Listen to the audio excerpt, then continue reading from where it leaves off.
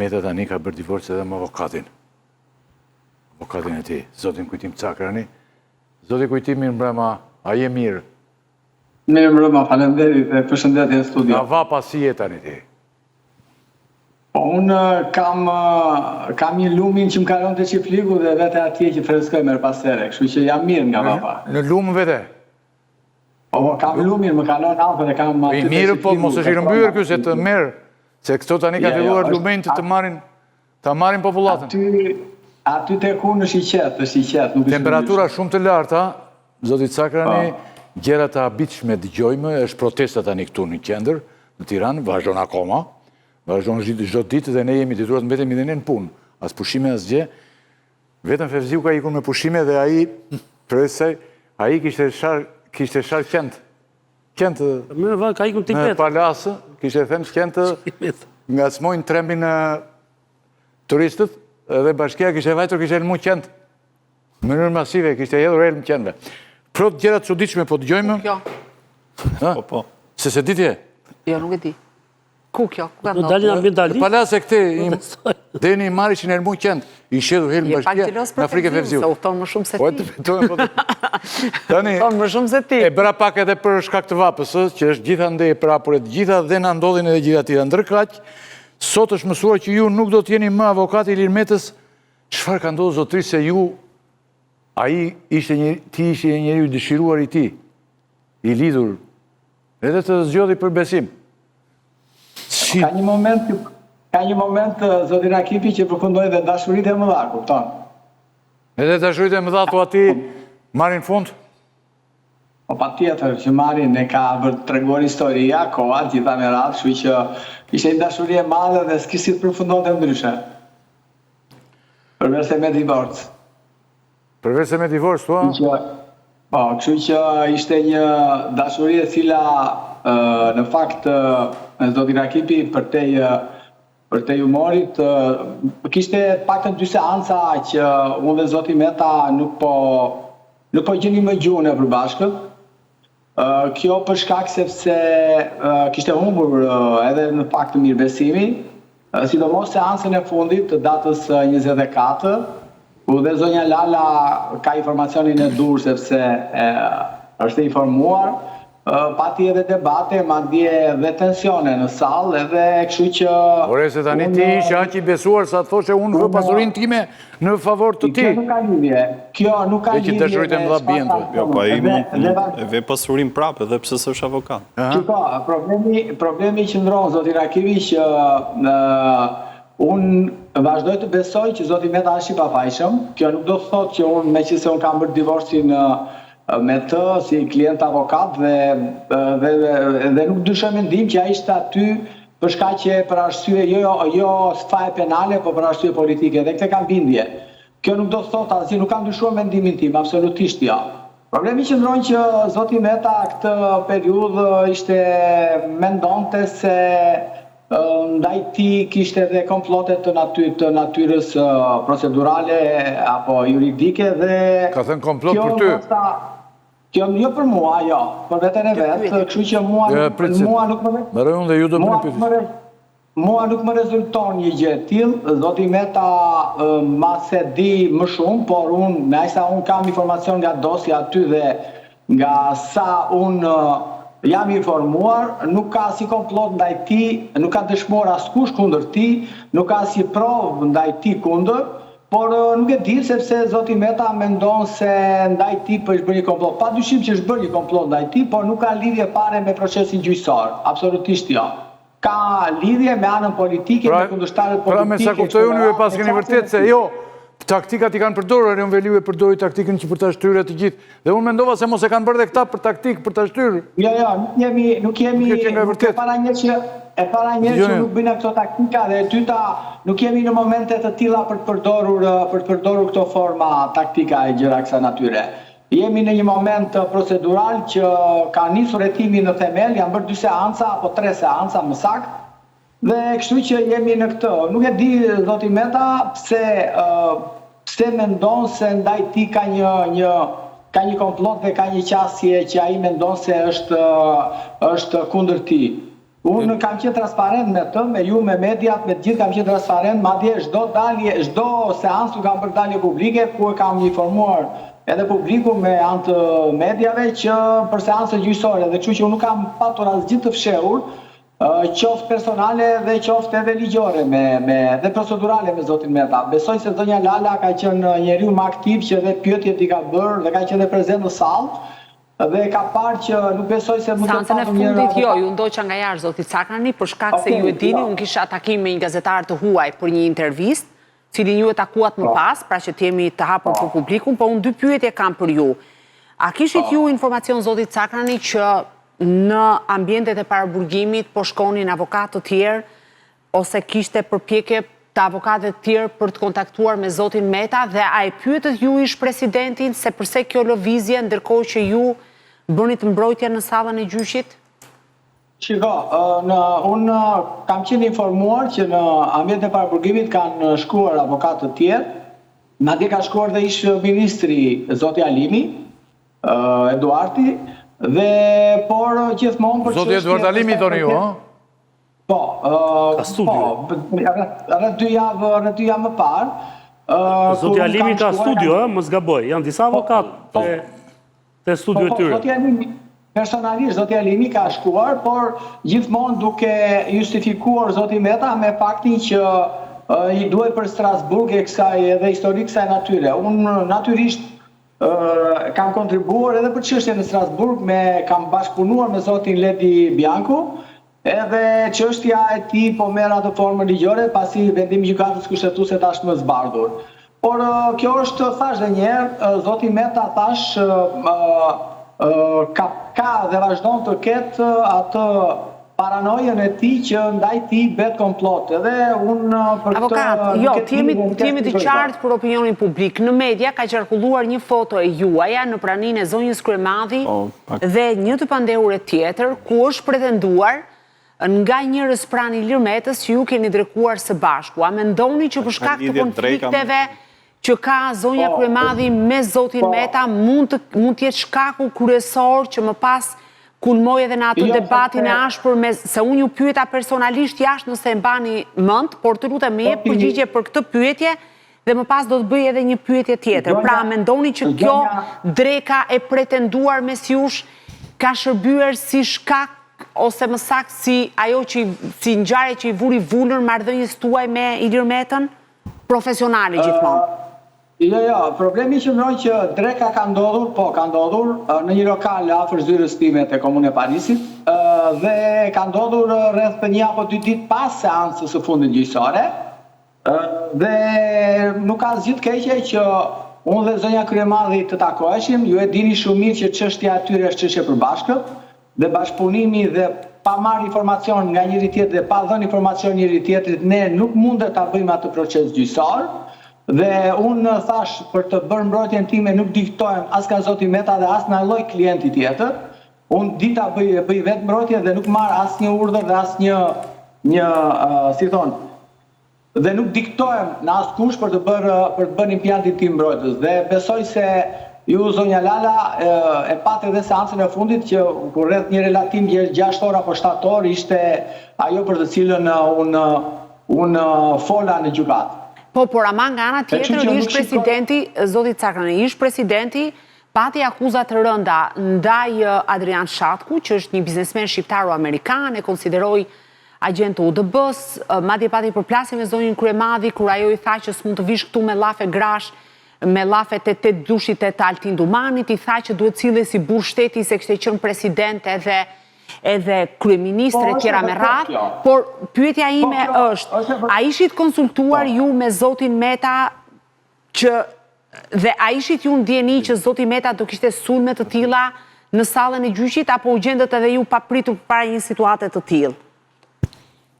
Shiko, unë me zotin Meta isha takuar 1 apo 2 ditë para seancës, pra seanca ishte të mërkurë, unë jam takuar të hënën në ambientet e paraburgimit, dhe padyshim me raportuar me zotin Meta, por nuk e di pse doli situata jashtë kontrollit dhe nuk e di pse zoti Meta do të kisha të shpërthim në seancë, sepse fundit Adrian Shatku nuk ka as ka dëshmuar kundër zotit Meta, as ka patur një përfitim nga zoti Meta dhe as ka patur asgjë, as një lidhje me zotin Meta. dhe nuk e di pse pati atë shpërthim dhe mos harrojmë diçka zonja Lala që zoti Adrian Shaku është një dëshmitar dhe dëshmitar i kyç, madje të cilën ka kërkuar në organi akuzës. Dhe në kuptim të kësaj mendoj që nuk i shërben as procesit gjyqësor edhe një qasje e tillë që përdor zoti Meta ndaj dëshmitarit. Dhe kjo më bëri dhe muaj në seancë gjatë seancës, belës kolegët tuaj e ka konstatuar që edhe unë pata një qef mbetje me mënyrën e reagimit të zotit Meta, sepse ishte një ndërhyrje pa vend dhe një ndërhyrje jashtë kontekstit. Dhe padyshim gjykata pastaj desh që të ndërhynte dhe të zbuse situatën. Kështu që situata me zotin Meta filloi që në momentin e parashtrimeve të mia, që në seancën e parë, sepse data 24 ishte dyta, dhe kështu që ai nuk qëndroi për mua këtë vështrimin tim, nuk ka mbajtur një qëndrim ashtu siç duhet ta mbaj një president, sepse fundit ai ishi pafajshëm dhe nuk ka pse të hyjë detajeve dhe të merret me dëshmitarët, ndërkohë që asnjë dëshmitar nuk e ka kundër. Kështu që unë mendoj se dikush apo zoti Meta, influenca dhe kështu me radhë, ose ndoshta dhe paranoja e tij që unë bashkëpunë me zonjën Kryemadhi, ka bërë që të ftojnë marrëdhëniet tona dhe kështu që secili shikoj rrugën e vet. Sigurisht edhe mund të ndodhë. Mendoj zoti Rakipi, ju e keni ndjekur, kam dhënë maksimumin nga pikpamja profesionale, nga pikpamja qëp dhe etike dhe komunikimi publik, dhe kam mbajtur kosto të jashtëzakonshme edhe personale për sa i përket mbrojtjes 1 vjeçare apo 13 mujore që kam bërë për zotin Meta. Tani se s'dua të bëjmë e bezdishme për kolegët, po ju keni deklaruar që pasurinë tuaj e vini në dispozicion të Metës, pavarësisht kësaj ftohje e bëni sërish këtë veprim nëse do të jetë e nevojshme? Jo, tani unë marrëdhënia jonë, rrugët tona janë ndarë, po e deklaroj herën e fundit, ndaj po e pyes. Atë deklarova herën e fundit, por tashmë nuk jam më përfaqësues i tij ligjor, ndoshta avokati që do zgjedhë. S'ka nevojë për pasurinë tënde. Base s'ka nevojë më për pasurinë tënde. Po fundja ma se s'ka dhe nevojë më për pasurinë, kështu që unë mendoj nuk kam lidhje kjo pyetje. Klodi, ju dini shumë mirë që unë kur i kam thënë ato, i kam thënë me shumë dëshirë dhe pa dyshim. Unë nuk kam mbrojtur Ilir Metën, asnjëherë, ta kuptoni dhe ta dini. Këtë kam thënë dhe tek ju në daljet publike, kam mbrojtur presidentin e Republikës dhe jo asnjëherë Ilir Metën. Dhe për këtë nuk jam pishmën fare për gjithë ato punë që kam bërë, të jashtëzakonshme madje. Po mos harrojmë që avokatët që do vinë pas e kanë gjetur themelet gati dhe kanë gjetur të shtruar edhe rrugën, sepse unë mendoj që zoti Meta duhet marrë pafajësinë. Yllet, mund t'i bëj... Ju i qëndroni asaj që keni... Po, zoti Hoxha? Po më bërë përshtypje kjo, ky takimi që ka bërë kaq problematik me Monika Kryemadhin, mbas seancës fundit, sepse me sa di unë të paktën kur unë kam qenë prezent. Kemi qenë në kafe, ju, avokatët e zonjës Kryemadhi, zonja Kryemadhi, unë që jam denoncues të ajo çështje, pra s'besoj që procesit i vjen një e keqe, pse jeni ulur mbas një seance në kafe. Aq më tepër kur ju sapo e parashtruat, thatë që fati i tyre është i lidhur bashkë, nuk është, pra, divorci është jashtë procesit, në procesat e janë të lidhur bashkë. Dhe kjo më bën përshtypje, kaq shumë të ketë ndikuar çfarë drejt takimi keni bërë, domethënë që ato të tjerat që kanë quajtur takime të rrezikshme, ky i fundit që ka qenë aty brenda. Nuk ishte takim, në fakt nuk ishim në takim me zonjën Kryemadhi, ishte rastësia që unë shkova tek ai restorant, se thashë kam poshtë zyrës dhe unë atje drekoj, nuk është se shkova unë dhe kishim në takim. Zonja Kryemadhi ishte brenda aty me 2 mikeshat e saj dhe ne jemi takuar rastësisht, por nuk më vjen shumë keq nëse është kjo arsyeja dhe qetmetja që ka zoti Meta, unë ja kam vënë duke gjithmonë që unë me zonjën Kryemadhi takohem, me zonjën Kryemadhi bashkëpunoj, sepse çështja do bashkëpunim dhe pa një bashkëpunim me zonjën Kryemadhi, ne nuk mundet të rekordojmë dhe nuk mundet të bëjmë një mbrojtje efektive. Dhe zoti Meta këtë e di shumë mirë, kështu që nuk e di pse nëse ai mendon se mund të ketë një komplot ndaj tij.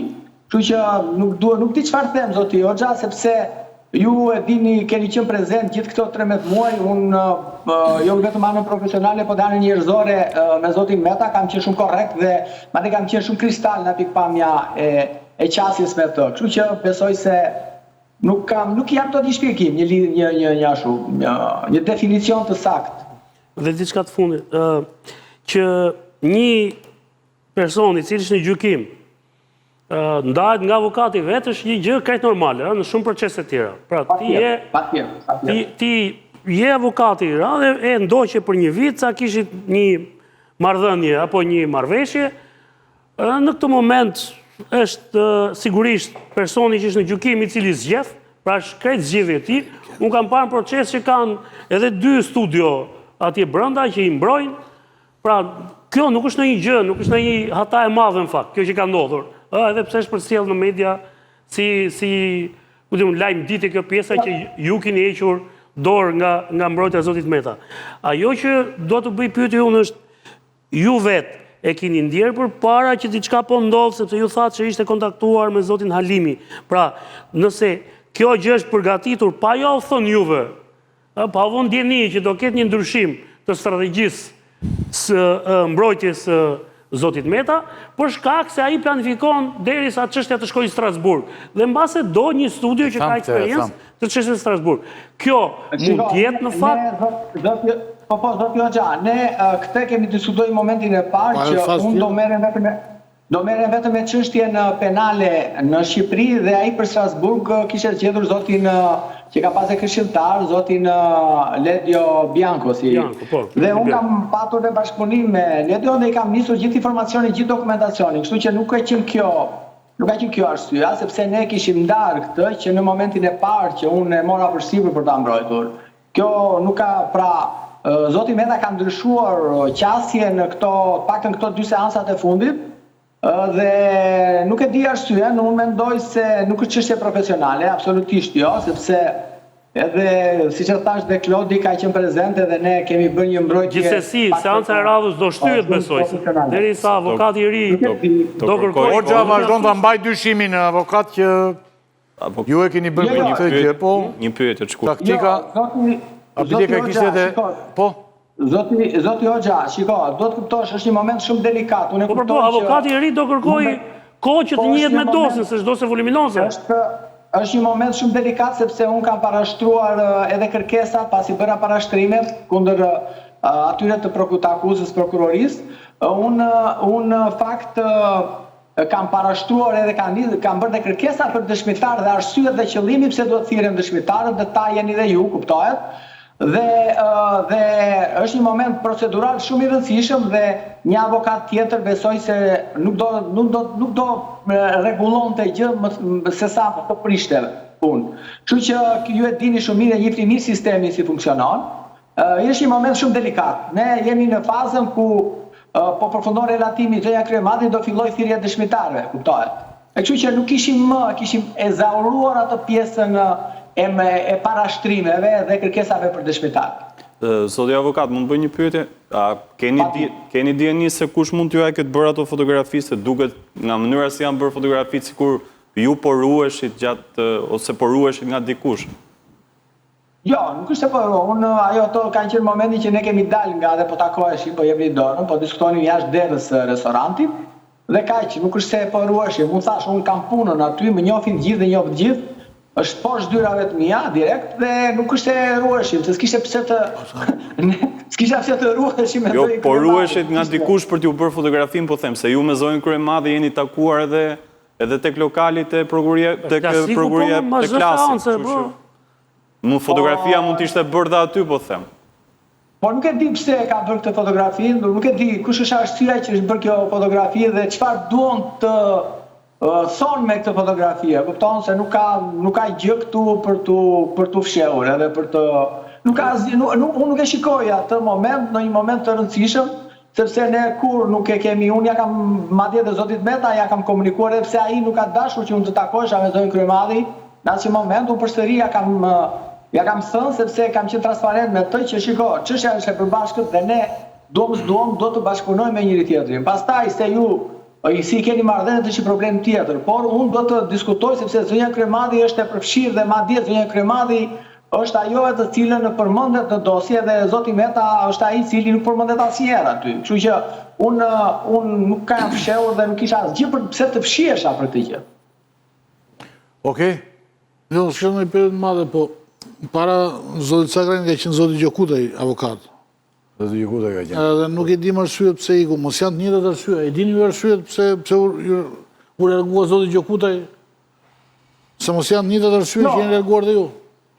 Unë zoti Gjokutaj ka mik edhe nuk sinqerisht zoti Gjokutaj ka është larguar në ato periudhë, më tha jam larguar për shkak të ngarkesës që ka me zotin Berisha si çështje dhe nuk e kam pyetur dhe nuk jam futur kur, nuk kam pasur interes ta pyes tash. Dhe sot komunikova me zotin Gjokutaj dhe flas çdo ditë.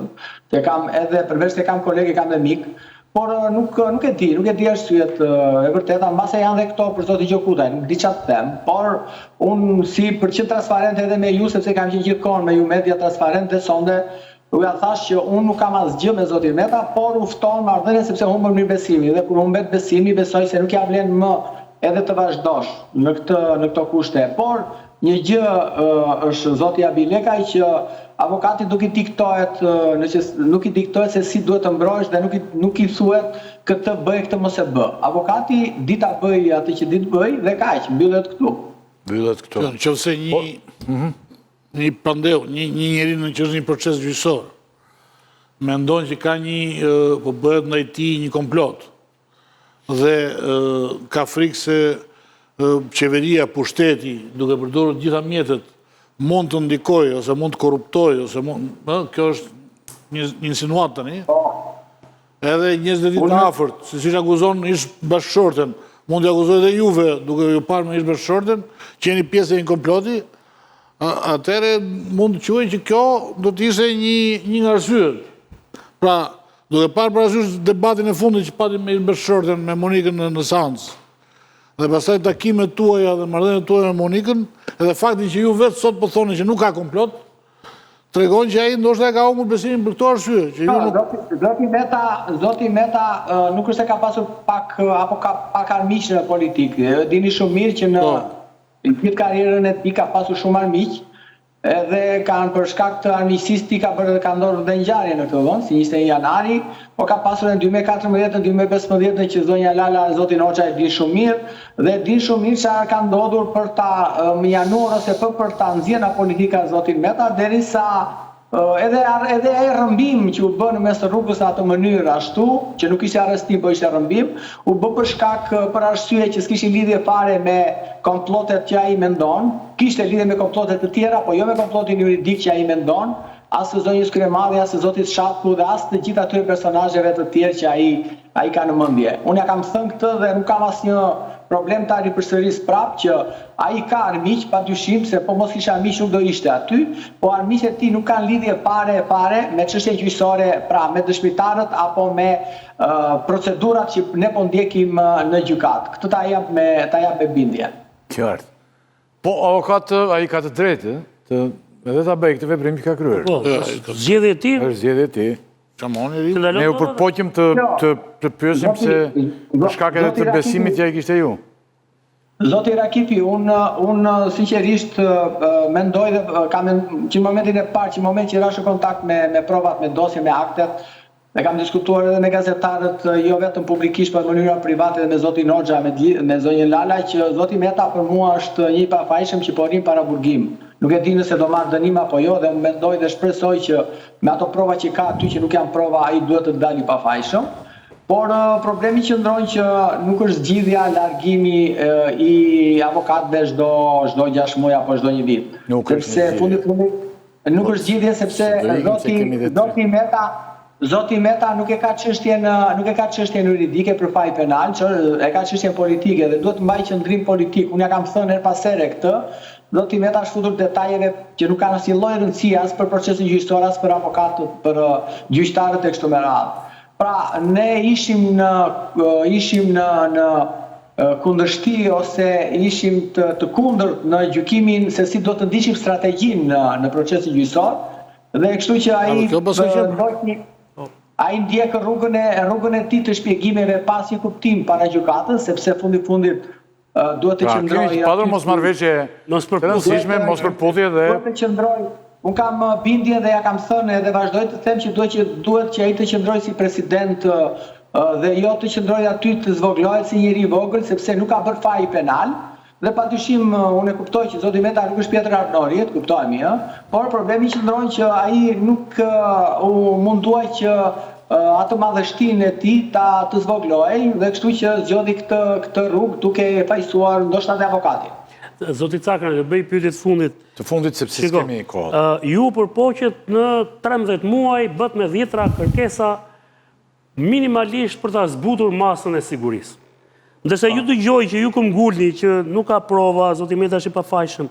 Si është e mundur që gjitha shkallët e gjyqësorit në Shqipëri kanë refuzuar qoftë kundrejt garancisë që vut për 50.000 eurosh, minimalisht ja zbusin masën e sigurisë ta çon arrest shtëpie, që është identike me arrestin me burg. Pra, qa ndodhi që gjitha këto kërkesa që bët ju, nuk arritu dot në asnjë moment që minimalisht ta zbusin masën e sigurisë. Shiko, prandaj thash që ai nuk e ka çështjen juridike, se po ta kishte juridike duhet ishte sot me një mas tjetër, ose pa mas fare, ose nuk duhet ishte rrëmbyer me Ju mendoni që gjithë sistemi gjyqësor e ka çështje politike me metën?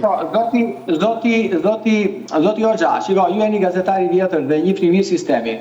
Mos harrojmë që vetëm vendimi i gjykatës kushtetuese ishte një vendim skandaloz kur tha sipas një vlerësuesi të jashtëm. Dhe me që se ishte vlerësuesi i jashtëm, atëherë ata perceptimi ishte që ai duhet rinë në burg. Ja, vetëm kaq mjafton që të kuptosh vendimin e gjykatës kushtetuese. Edhe kjo ka pakun të gjitha atyre zinxhirit të tjerë të gjykatave, pra të gjykatës shkallës parë, gjykatës apelit dhe gjykatës lartë. Kështu që unë këtë e kam dhe ai vetë di shumë mirë që është aty për këtë arsye, por problemi është që ai nga her pas here rrëmben edhe pasioni, sepse padyshim është paraburgim dhe kur jam paraburgim me mas arresti normalisht fillon edhe del edhe nga vetja, por nëse do t'i kishte treguar ndoshta për këmbështrimin tim edhe më i qetë dhe më i durueshëm, padyshim që unë mendoj se do ishte me një mas tjetër. Është thjesht, domethënë edhe ne që flasim këtu avokat, ju e dini më mirë sigurisht se keni qenë në kontakt vazhdueshëm, por është thjesht të flasësh, domethënë, por kushtet e një të burgosur në rast të tilla e ish presidentit e gjitha çfarë thatë ju, ndoshta i detyrojnë atij, jo në rastin me ty, ndoshta domethënë të mendoj ndryshe nga ju dhe ai ka drejt ta bëj këtë gjë. Avokat, unë falenderoj shumë. Faleminderit dhe ju përshëndes natë mirë. Për të gjitha sqarimet dhe ne do të jemi dhe për raste të tjera që ju keni në dispozicion